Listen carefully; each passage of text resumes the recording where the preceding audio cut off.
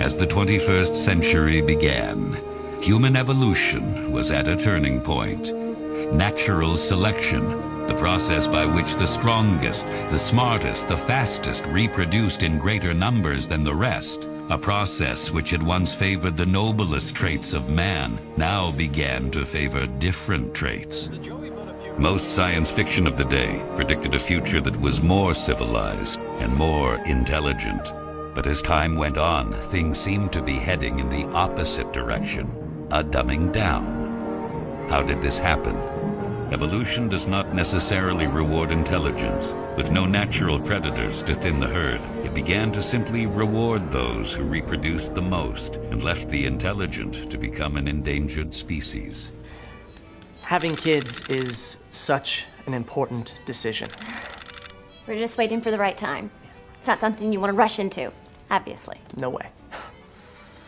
Oh shit, I'm pregnant again! I got too many damn kids. Thought you was on the pill or some shit. Hell no! Must have been thinking of Brittany. Brittany? No, you didn't! There's no way we could have a child now. Not with the market the way it is, no. God, no. That just wouldn't make any sense. Come on over here, bitch! He don't care about you! Yeah, well, there must be something he likes over here.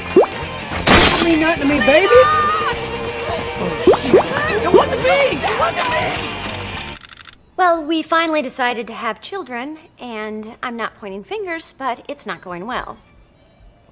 And this is helping. I'm just saying that before I have in vitro, maybe you should be willing to... It's always me, right?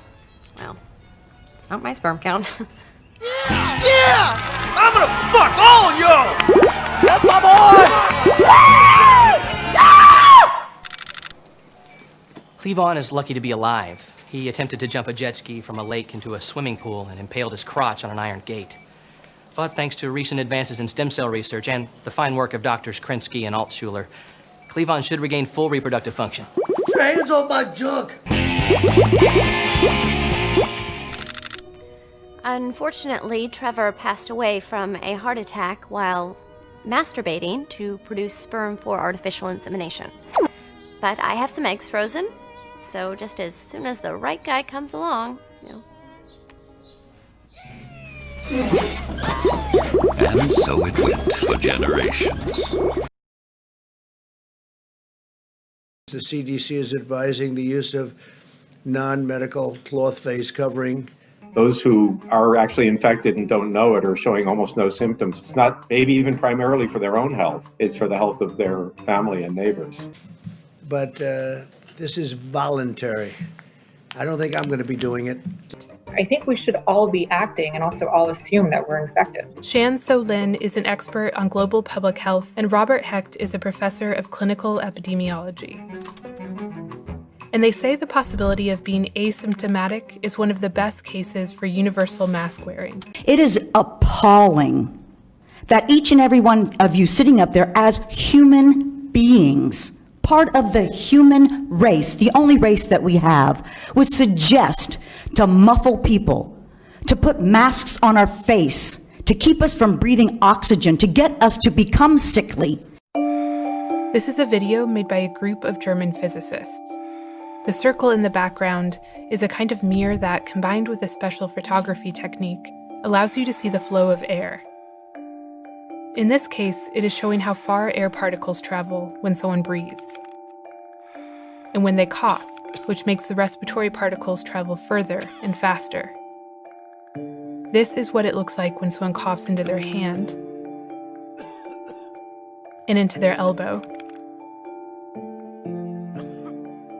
You preach pseudoscience and safety. Does anyone care about preserving the liberty of the people who pay your salaries? Some of you are up there smirking and smiling at public comments to which you do not agree. I have the photos, and they're shameful.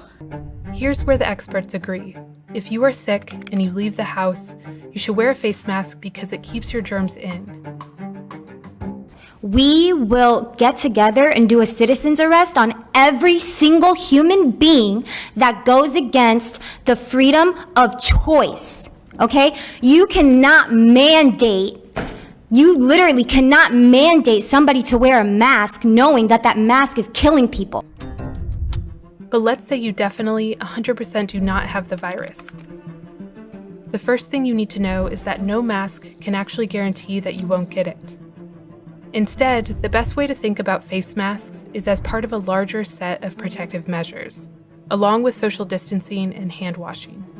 Used together, they don't protect you completely, but they dramatically lower your odds of infection. I think of it as a protective triad with the virus trying to get in. And if you don't have one of the branches in it, then you're not protecting the whole thing. You're not God, and since masks are harmful, where there is risk, there should be choice. You're removing our freedoms and stomping on our constitutional rights by these communist dictatorship orders or laws you want to mandate. The CDC recommends any kind of tightly woven cotton for the mask, or even a t-shirt.